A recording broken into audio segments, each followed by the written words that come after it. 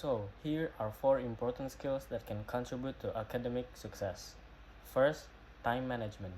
Effectively managing your time helps prioritize tasks, meet deadlines, and balance academic responsibilities with personal life.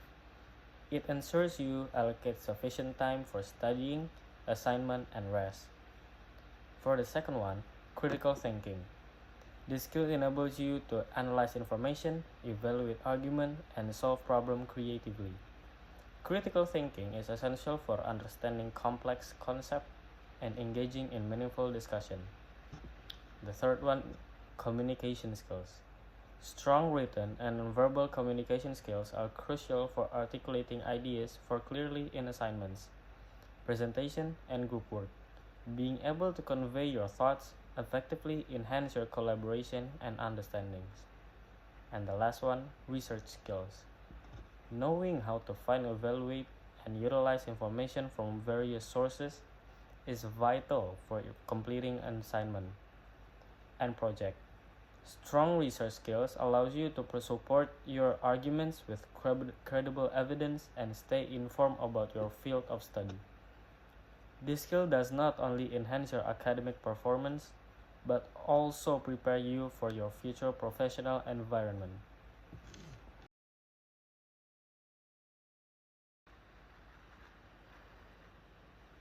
So, being good with money means having responsibility about your finances and having the skills to manage your finances effectively. First, budgeting. Budgeting involves creating a detailed plan for how to allocate your income across various expenses. Track income and expenses. Record all sources of income and categorize your expenses. And set the limit. Establish spending limits for each category to avoid overspending. Review regularly. Frequently check your budget to make adjustments based on changes in income or expenses. For the second one, saving. Saving is setting aside a portion of your income for future needs or emergencies. Emergency fund. Aim to save 3 to 6 months worth of living expenses to cover unexpected costs like medical emergency, car repairs, or anything else. And then saving goals. Establish specific goals like vacation, down payment, and education. And for saving, the last one, automatic saving. Set up an automatic transfer to your saving account to ensure you save consistently without having to think about it. For the third one, investing. Investing involves your money to purchase assets that have potential to grow in value over time. Understanding their key value in investing. Understanding different investment options. Familiarize yourself with stocks, bonds, mutual funds, real estate, and other investment vehicles. Risk tolerance. Assess your comfort level with risk and choose investments that align with your financial goals and timeline. Diversification. Spread your investment across various asset classes to minimize risk. This way, if one investment perform poorly, other may perform well. For the fourth one, debt management. Debt management refers to strategies for handling borrowed money effectively.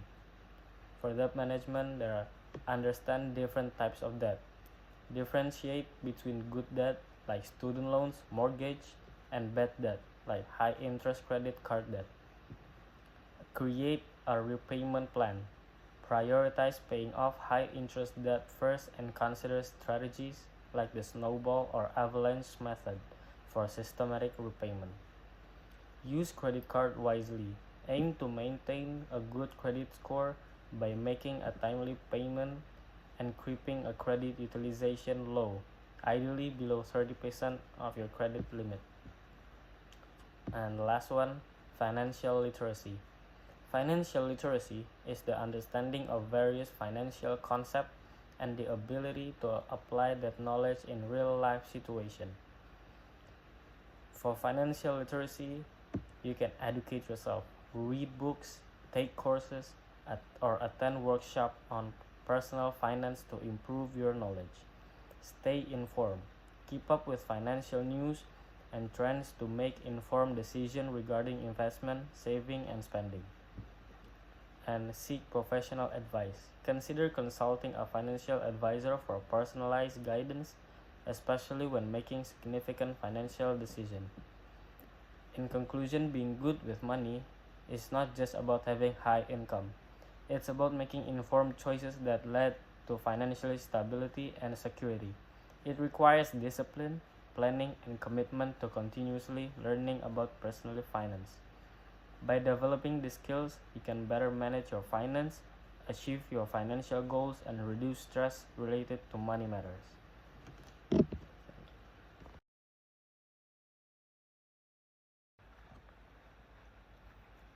So, as you can see, there are a group of people wearing doctors and nurses uniform. So, doctors and nurses are two most essential professional in healthcare field. They work together to diagnose, treat, and prevent disease and injuries. Doctors are highly trained medical professionals who have completed extensive education and training. They are responsible for diagnosing and treating patients, prescribing medication, and performing medical procedures. Doctors specialize in different areas of medicine such as general practice, surgery, pediatrics, cardiology, and oncology. Nurses play a crucial role in providing patient care. They assist doctors, monitor patients' condition, administer medication, and educate patients about their health. Nurses work in various settings, including hospitals, clinics, nursing homes, and home care. Both doctors and nurses are dedicated to improving the health and well-being of their patients. They work long hours and often face stressful situations, but their commitment to help others is unwavering and too strong. Part 3. Discussion a scenario where a student runs out of money. I think one of the best ways they can avoid this is by creating a detailed budget. They could list all of their essential expenses like rent, food, and transportation, and then allocate money for leisure or personal expenses. What do you guys think? That's a good idea. By sticking to a budget, they could make sure they don't overspend early in the month. Another thing they could do is use apps that track their daily spending. These apps would alert them when they're nearing their limit, which could help them to be more mindful of their spending. Also, I believe we should all take advantage of discounted products when they are available to save money. We could do it by checking store social media account and to stay informed about upcoming sales and promotion. Definitely. I also think they could try setting aside a certain amount each week. So instead of spending everything at the start of the month, they spread it out over 4 weeks. This way, they won't run out of money so quickly. That's a great suggestion. Maybe they could also cut back on non-essential items like eating out on a restaurant or buying things they don't really need like a toys or something. Cooking at home is a good way to save their money. Yeah, exactly. If they can reduce unnecessary spending, they could save more money by the end of the month. Another option is finding a part-time job to supplement their income, but they have to balance that with their study. Part 4. What you guys usually do to save your money. Guys, what do you usually do to save your money? To save money, I usually just start by creating a budget at the beginning of each month. I set aside money for my fixed expense, like rent and bills. Then I figure out how much I have left for other spendings. I try to save at least 10% of what I earn, and I use apps to track my spendings. How about you guys? So I do something similar. I always try to avoid impulse purchases, especially when shopping online. I think about whether I really need something before buying it. Another way I save money is by cooking at home instead of going out. which can get expensive. Do you guys do that too? Yes, cooking at home, great way to save. I also try to look for discount and use cashback app whenever possible. These small savings add up over time. Another thing I do is set up automatic transfer to my saving account. So I don't even have to think about it. That's a good idea. I might start doing that as well. Overall, it's about building good habits and being mindful of where our money goes. Part 5. Talk about work and money. Hi Adam, hi Melvin. Hello, man. How's work been going today? Yeah, pretty good. Actually, I've been thinking about asking for a rise soon. Yeah. You know, I've been in the company for a while. I think I deserve it. That's great to hear. I'm glad you're taking the initiative. Have you thought about how much you'll ask for? Nah, I haven't decided yet, man.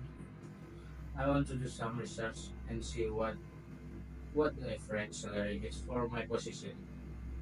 That's a good idea. I've been thinking about my finance too. I'm trying to save up a down payment for my house. Yeah, that's big goal. I'm trying not to cut back on my expense so I can save more. Me too. I've been cooking at home and trying to avoid eating out. I've also been looking for ways to save on my monthly bills. That's a good approach. I've been thinking about switching to a cheaper cell phone plan. Have you tried keeping track of your budget? It can really help you keep track of your spending.